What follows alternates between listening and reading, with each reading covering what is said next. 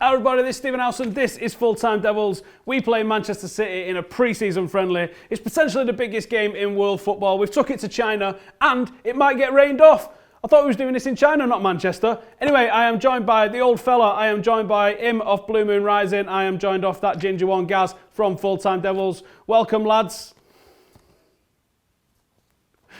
Right, the first thing we're going to talk about, and it is the biggest news at the moment surrounding this game, Pep Guardiola versus Jose Mourinho. Is this head-to-head between those two in danger of overshadowing the game, or is this just adding to the spice of the Manchester derby? I'm going to come to my dad first out of respect. Dad, talk to the people. To be honest with you, this game's nothing. Monday's game means nothing. In the grand scheme of things, the biggest, if you're going to go head-to-head, that happens on September the 10th. This game on Monday, if it goes ahead, it's a friendly. They'll probably have their arms around each other. on September the 10th, they'll probably have their arms around each other's throat. But on Monday, Guardiola, the same as Mourinho, he's not got all his squad. He's not got all his players that he wants, all his new signings, the players back from the Euros. He's going to play the same as Mourinho's going to play. He's going to play, a mixture of the kids, the older players, getting them fit. Like I said at the start, in the grand scheme of things, it means jack. Stephen, what's the blue 1/8 of Manchester saying about this game? I've got to agree with you, Dad, mate. I think he's spot on. It is a friendly. It was a great quote from Jose, actually. How he said it was like Dortmund were a Formula 1 cartoon and you guys were like a Formula 3 because you just weren't fit enough yet in the Dortmund game. And I agree with that. It's a friendly. It tends to be absolute nonsense. There's never any indication of form at all. And because it's just friendlies. The players are kind of coasting and getting fitness. And City fans are actually, despite losing, were quite happy with what we saw at Bayern because there was already kind of a bit of pressing and the shape kind of looked a little bit better than last season already. But it is just a friendly. Half our players have only just started training, all the senior ones, like yesterday. So I'm not really expecting much. I don't think it'll be that big a game. I think it'll be a bit tepid. I think the teams will just kind of go through the motions a little bit. And I think the press will try and make it bigger than it is. But it is just a friendly. And the 10th of September, that'll be a different story altogether. That'll be blood and thunder. That'll be intense. I'm sure. Gaz, we've seen Manchester United on pre-season tours in the last couple of years tear Real Madrid to pieces, coast through Barcelona like a hot knife through butter, and it didn't really reflect that in the grand scheme of things in the season. The defeat against Dortmund, should we be putting any sort of emphasis on this? We've seen the comments and the messages that we've been having on social media and on our YouTube channel from opposition fans mostly. Do you think this is an indication that they're scared of us this season? I think, yeah, possibly, actually. That's actually quite a good point. But I don't think that opposition fan, United fan, anyone, your dad says it bang on, to be taking anything from these games going into the season as an indication for anything is absolutely ridiculous. Maybe a little bit later in the pre-season, a little bit later in the tour, and you can see the players are a little bit fitter and they can actually implement certain tactical changes. But at this stage, especially when they're all breathing out their arse after half an hour, I don't think we can really take too much of it straight away. And you said before as well, is there a danger of Pep Guardiola and Jose Mourinho, that sort of rivalry overshadowing this game? And yeah, it's probably going to overshadow this game, but that's because this game means sod all. It's a friendly. But I think that it's going to start to overshadow them as well come the actual season, come the actual derby. I think it's 10th September, like your dad says. But I think that the only reason for that is, and Stephen, I want to see if you'll admit this, because it is truth. The only reason that has a chance, that Pep Guardiola versus Mourinho has a chance of overshadowing the derby is because Pep Guardiola is bigger than Manchester City. Do you agree with that? I'm not even making a joke there. I'm just saying he is more famous than your football club. He's a superstar, and I'll be honest, he's probably the biggest name we've had involved in the club in my lifetime. That's true. I'm 30 years old, and as a kid, we were shit, like really bad. And now it's the first time I've seen some of that global kind of stature come to the club, and he has definitely improved our reputation worldwide. Of course he will, and that's part of the appeal of someone like him. I think we were doing all right before him, but he's definitely going to help, and he's a massive, massive name for us. To us, it is a bit like a signing. because we haven't signed. We've signed like Aguero was obviously on the way up still. So was David Silva. They weren't the players they were now. Probably agree that he's an absolute massive Cooper City, bigger than the club thing. What to say about that? But I'm loving it having here, obviously. But yeah. All that matters for you guys if he does it on the pitch, innit? But yeah, Monday. I hate to say this at the start of the preview, but I think we can all agree that has absolutely no indication of what the derby's going to be like. No. Don't you think, Stephen? There's a chance you could end up with like a Van Gaal syndrome at City, because he's never been. Sorry. Well, Pep's never been in the Premier League before. He's done exactly what Van Gaal did on the continent. He's won titles, won trophies. Yeah, he did a little bit. The Premier League, and it seemed in that first season, it's shocked by the physical, the speed. All right, the second year we was expecting more out of him because he'd had a season in it. I think in general he's a better manager than Van Gaal. Van Gaal's a very good manager, but his record is vastly better at all stages of his career than Van Gaal. Van Gaal is a good manager, but I think he'll adapt a little bit more. He's already said as well, like he's aware that his style will need tweaking from the Premier League because it isn't the same league. And he said he's here to learn as well and try to adapt his game and see what he has to do. And I think he'll be a little bit more pragmatic, hopefully, than Van Gaal was, who was really stubborn and far too cautious at times. And I think Van Gaal's biggest mistake was that he valued his own ideas too much in terms of he wasn't willing to sacrifice that he wasn't intense enough as a person to kind of really attack teams. Sorry? Hey, the Van Gaal philosophy. I think we're all trying to work out that was still. Can we all please stop talking about Louis van Gaal? It scarred me enough as it is. Right, I'll call it a day there. We're going to move on to something different. Paul Pogba, and I'm going to come straight to Stephen on this one because I had a cursory glance at Blue Moon Rising TV and found out that you've done about 2,000 videos talking about Paul Pogba. One of them even states, and it's Keyworth that mentions it, he says, Paul Pogba for 80 million would be a bargain. Talk to me on that one. Paul Pogba, is he worth it? Do you think he's coming to Manchester United? And how scared are you? Because we've clearly done a better business this transfer market than you have. Pogba's great. I'm not an idiot. That's what I will say. I'm not going to sit in. But you are a City fan. Yeah. Well, the two, we'll kind of. The two aren't necessarily the same thing sometimes. But yeah, sometimes. He's not. He's a great player. He really is a great player. The money in football is crazy. I'm not going to sit here and preach about that kind of stuff. I think most people wouldn't really necessarily have a problem with the money for Pogba either. I think what most people do with other teams, they probably just laugh at the fact that you got rid of him in the first place. And then I think that's the thing that people probably find amusing. But as an 80 million in general for someone like Pogba, when you consider the fact that fees like Igalo from Watford, they turned down nearly 40 million for him. It's mad. Exactly. It's absolutely genuinely mad. Football has gone crazy. Higuain is going up for Juve for near 80 million. And in my opinion, he's a bit of a bottler. You know, I think he's one of those kind of, he scores loads of goals in the leagues, but when it matters, he doesn't tend to do it. So Pogba, he's an excellent player. I'll be honest, I don't want you to sign him. Of course I don't, because he'll improve you. And I think Mourinho likes physical players as well. Players have got that kind of athletic kind of side to their game, and he will bring that out a little bit. I'm not scared. I'm really not scared, genuinely. I think he'll improve you. But then again, I'm just hoping that we work our way around it. I'm really happy with Gundogan. I really am. He's a different kind of player, but I'm happy with our midfield signing there. And it's going to be really interesting. United will be better this year. That's obvious. You've got a better manager, so you'll be better. And you've made some good signings as well. Right, Gaz, I'll come to you on this one. Pogba, do we expect this is going to happen?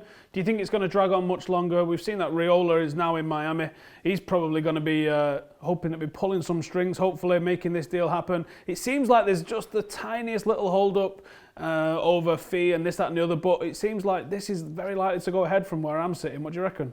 So when about a few months ago, in fact, it was probably a year ago, wasn't it, that you just the odd newspaper would report that maybe United could go in for Pogba, and it's the sort of thing that you laugh off. 6 weeks ago, I said it was 0 out of 10. 6 weeks ago. Yeah, well, yeah, and since then, reports like these ridiculous reports have been laughed off by all of us.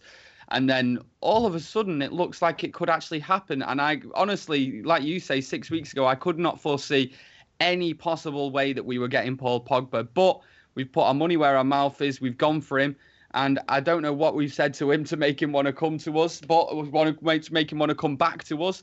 Because I'm not being funny, but as a bloke, if you've been binned off by your work at one point, and then they start wanting you back, you're probably going to think, do I really fancy it? But we've obviously done the right thing. Jose Mourinho's probably had a word, and if it happens, then it is absolutely huge. And something that I don't understand is people complaining about the money. Why are you asked? I genuinely don't care why anyone is bothered about what we're spending on him. Firstly, it's not your money. Secondly, the Glazers have been taking a ridiculous amount of money out of this club for years and years and years. Why are people bothered now? We're actually willing to spend it on the team instead.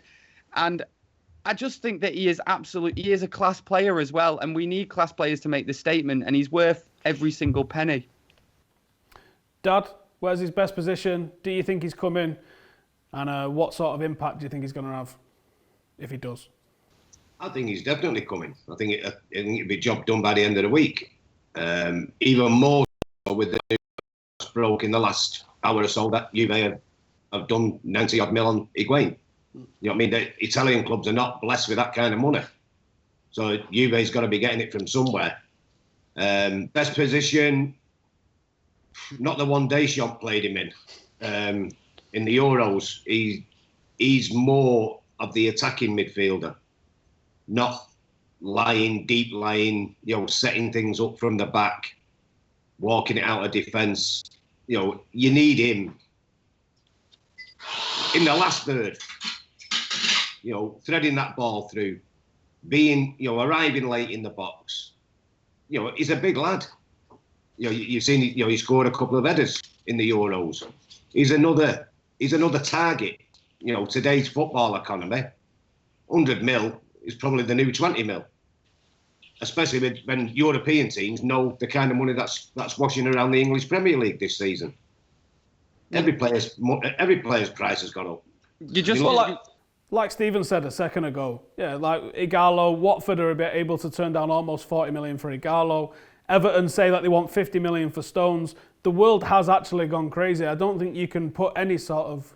Man City signed Raheem Sterling for £50 million. And I would rather have one Paul Pogba than two Raheem Sterling, so I'm not asked. I'm not asked. And like you said, Gaz, we've spent over 100 million every single season since the Glazers' name was over the door at Old Trafford. And there's not been anywhere near the uproar about that than there is about us buying one of the best, most exciting talents that undoubtedly improves us, makes us a better team, puts us back on the world map, and is going to give us an absolutely brilliant chance at winning the league next year. People have seen their arse more about that than the fact that we've done that. We could have signed a £100 million player every season since 2005. Where would we be now if we'd have spent that on everybody? We could have had a forward three of Messi, Lukaku and Ronaldo, or whoever, Lewandowski, Messi and Ronaldo. We could have, for the sort of money that we've spent on debt. It's absolutely ridiculous. So for me, pay it. I'm not bothered. Which brings us to the starting 11. Stephen, we're going to let you tell us about your frauds first. Let's give us your 11, see who you think is worthy to line up against United. I haven't got a clue, I'll be honest. Thank you. Right, Dad, what's your 11? I'll come back to that. I'd like to see De Gea back. I'd like to see Darmian in, but he's not gone. So Valencia, Bailey, Smalling back with Shaw. Start getting them into some routine of how, getting to know each other's game, how they play. Now in the midfield, I'll throw one in for you there. Centre mid, Timbo, with Herrera and Mata. Mkhitaryan, Rashford and Lingard. Nice. Let Timbo loose in the midfield like he plays for the under-21s. Who have you got playing up front? Rashford, fair enough. Gaz, what's your 11? I've gone for, not asked what goalie it is. Stick Romero there if you want. Don't really matter. Paddy McNair at right back. Want to see Paddy McNair at right back. Do you remember when he had that little run? I can't even remember when it was. I think it was the season before last. He had a little run there, and he was quite good there. And he's a young player. Nice to try him out in different positions. Paddy McNair at right back. Let's give him a go there. Smalling and Bailey, as it stands, it looks like they are going to be our centre-back partnership going into the season. So I want to see them two playing alongside each other. Luke Shaw at left back just to keep getting him games, keep getting him going. The two centre midfielders, I agree what your dad said then about putting Fosu Mensah there. I want to see Fosu Mensah play there because he has played there for the under-21s, and I want that to be his position in the future. I know that Jose will probably use him in like 3 different positions, centre back, right back, and a holding midfield. But I think going forward, holding midfield is his position. So I want to see him play there alongside Michael Carrick for a bit of experience. Then I've gone for Ashley Young on the left. Not seen Ashley Young play in ages, and Mkhitaryan. Mkhitaryan on the right. Januzaj playing in the hole because I want to see Januzaj playing there under Jose Mourinho. I think that he's got great feet, Adnan Januzaj. He's just other parts of his game that he does really need to improve, his decision making being one. And Marcus Rashford as well up top. But nice to see Januzaj playing through balls to Marcus Rashford, running onto them in this game, because people really underrate how good he is at passing, Adnan. But yeah, that's the team that I want to see. I've got a team, by the way, if you want to hear it. Do we really want to hear it? I don't know if we want to hear it. Go on, give us it. I don't know if certain players like the England lot and the people like Nolito and Silva and Aguero, they've just... The England lot? Hard Sterling. The England lot? You had Joe Hart, who literally did nothing, and you had Raheem Sterling, who literally did nothing. Go on, carry on. How can they be tired? I didn't say they were tired. I said they started training. To be honest, I don't think they will be tired. They look, they don't need a break, trust me. Caballero probably in goal. Or one of the Caballero. He had a blinder against Bayern. It was weird. He was actually saving stuff and looked quite good. I was confusing, but then it's pre-season. We had Kolarov at centre-back the other day. Now that is, I don't know, that squad, Pete Guardiola there. We had Kolarov at centre-back, and then I think it'll be a couple of the young lads in defence, like Maffeo and Angelino at full-back, and the young English under 19 player, Tosin Adarabioyo. Then in midfield, we had Fernandinho and Fernando.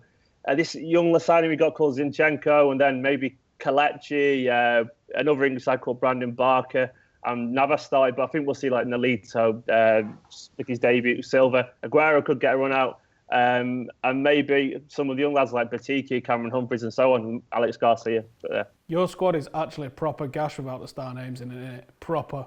It's just kids, isn't it? Yeah, but rubbish ones. Talk to us about what you think the opposition's going to bring, and then we'll go to score predictions.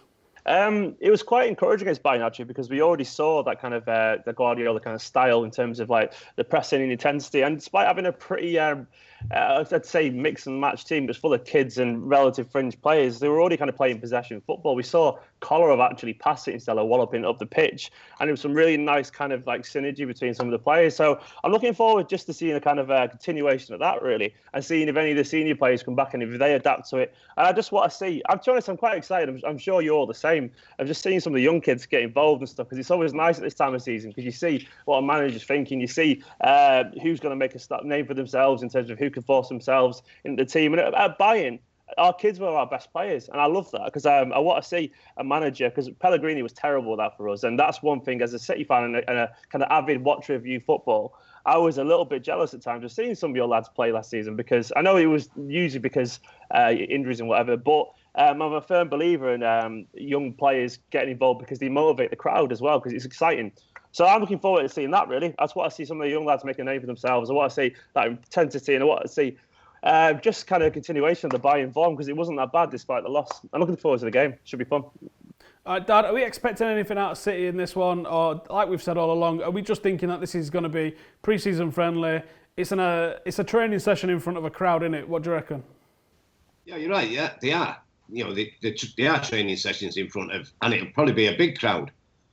But both teams, you know, the young kids that City's bringing in, you know, the young lads that's at United, they both got to prove something to new managers.